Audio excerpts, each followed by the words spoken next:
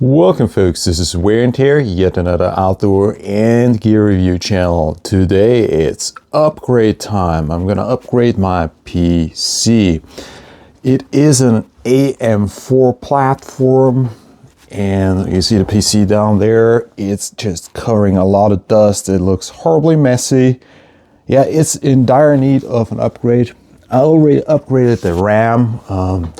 DDR4 2660 megahertz to 3200 megahertz, and I also added another M2 hard disk recently with 2 terabytes.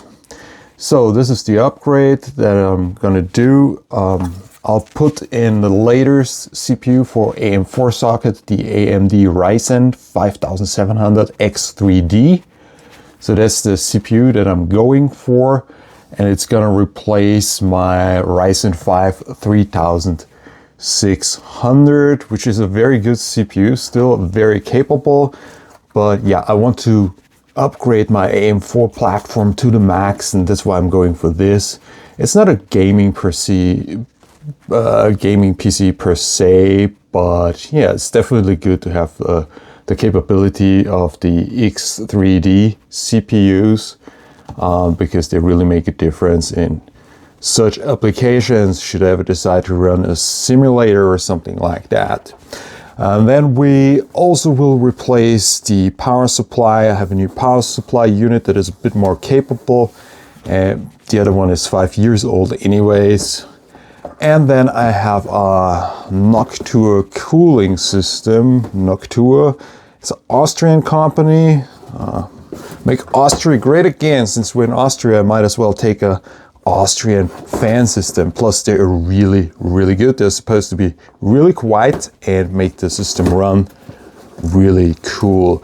So again, the RAM is already upgraded. The hard disk I already upgraded a few days ago.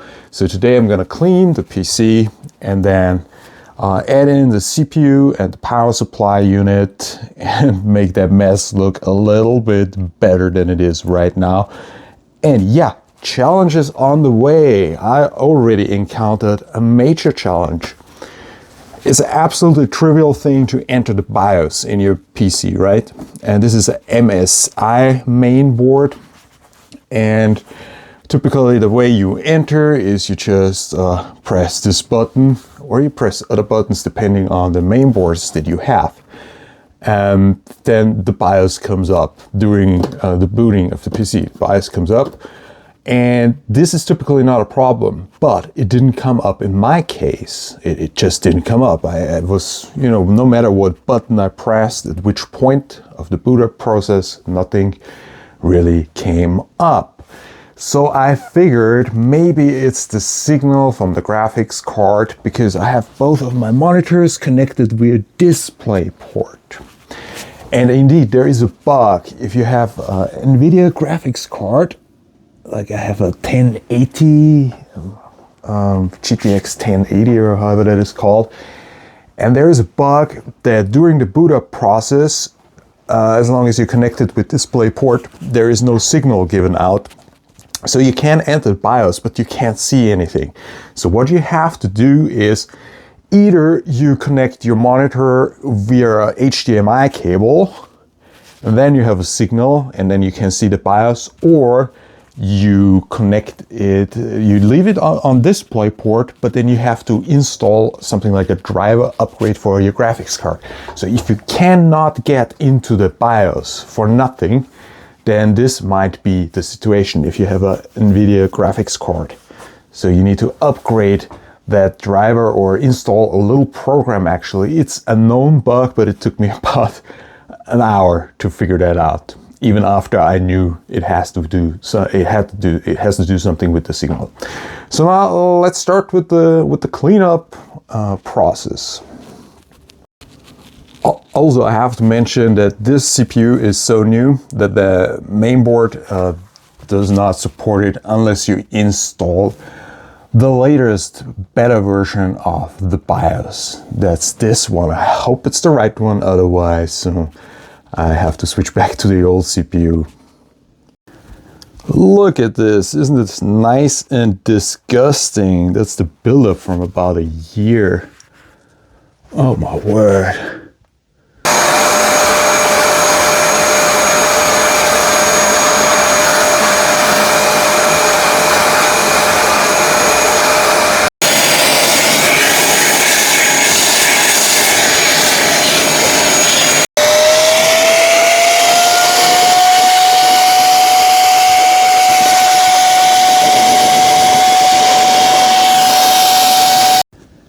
Those old SATA hard disks have to go as well. They've outlived their usefulness.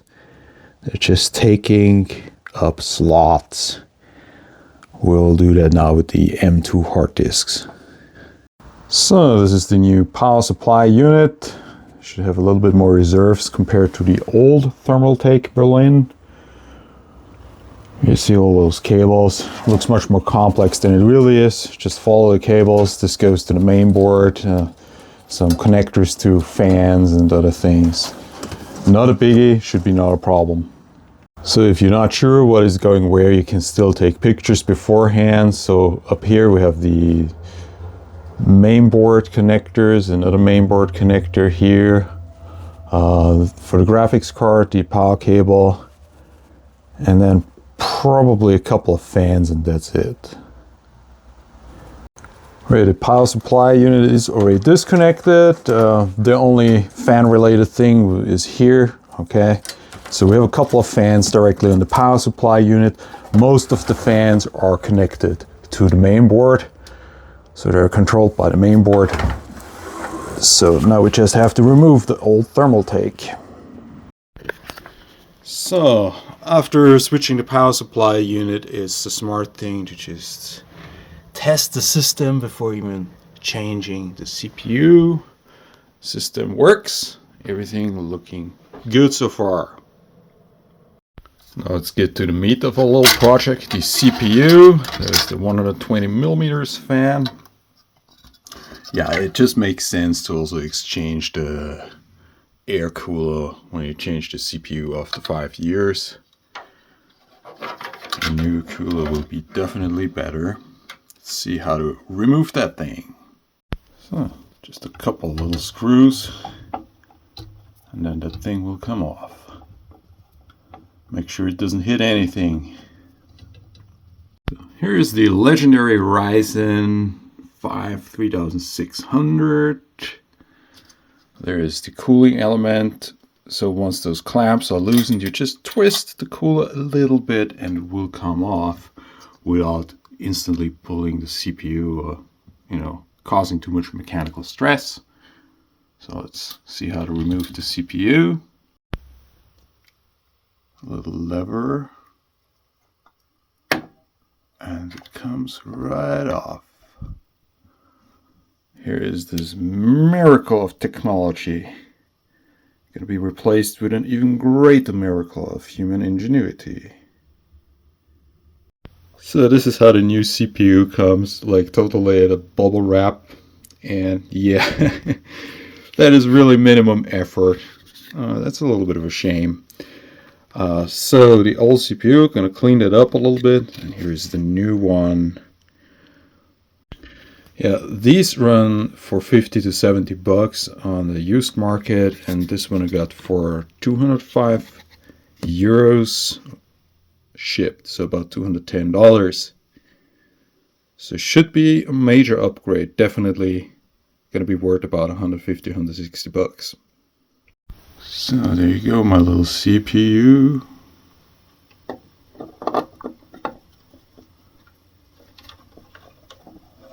Fits in nicely. Close that. So cleaning the old CPU, just making sure not to exert too much force, having the pins protected in this bubble wrap surface, or foam surface actually, so the pins can't go anywhere. And this is just a little bit damp, and you just go over it. A little bit of patience. Works just fine. So this is the more delicate part of the whole installation. Here we have the CPU cooler, big and heavy. The thermal compound is already on there. So what we gonna have to do, we have to remove those plastic holders, basically those plastic bars. There is a back plate right here that, okay, should be here. Yeah, there's this back plate that actually holds the cooler. You see, yeah, there you see it.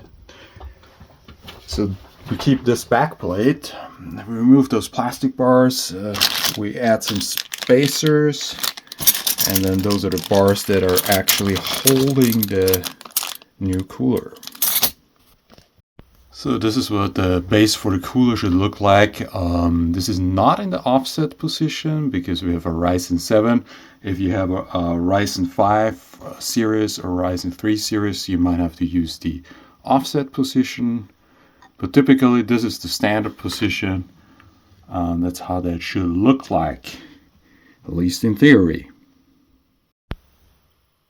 So this should be the finished product. The CPU fan is connected back there. Getting this fan on the heatsink was a little bit, wonky, but now it holds very well. It has some vibration dampening elements. It's a very good build quality. So yeah, it's a little bit bigger than the old one, but it should fit. So let's do a test run. And here we are. It took a little while for the computer to boot up after changing the CPU. It was a little bit tense, I won't lie about that. But yeah, the CPU is in there, everything is recognized properly. So before I benchmark the system, I'll finish up the details.